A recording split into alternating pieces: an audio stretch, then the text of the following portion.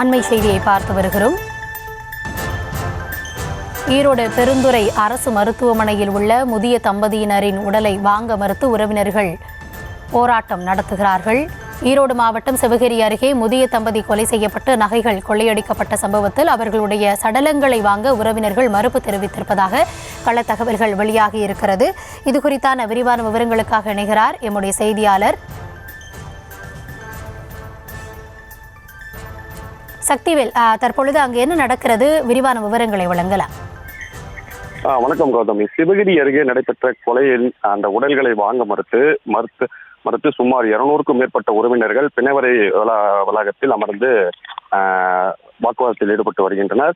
ஈரோடு மாவட்டம் சிவகிரி விஜயநகரம் மேற்கரையான் தோட்டம் பகுதியில் நேற்று ராமசாமி மற்றும் அவரது மனைவி பாக்கியம் ஆகியோர் வசித்து வந்துள்ளனர்.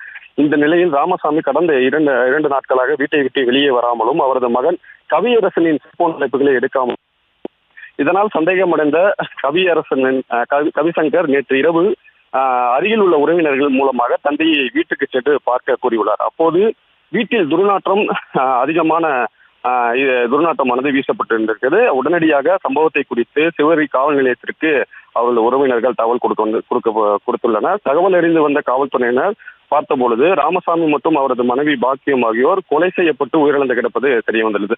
இதனையடுத்து உடலை கைப்பற்றி பிரேத பரிசோதனைக்காக பெருந்துறை அரசு மருத்துவமனை மற்றும் மருத்துவக் கல்லூரிக்கு அனுப்பி வைத்தனர்.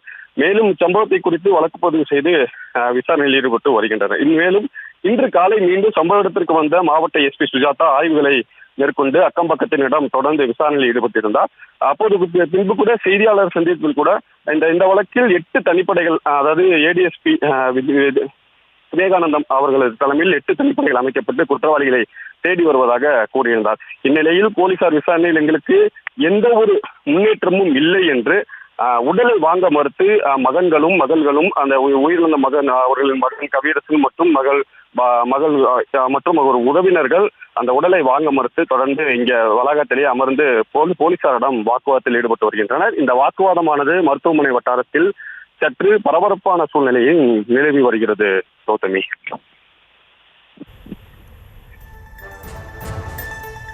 விவரங்களுக்கு நன்றி சக்திவேல்.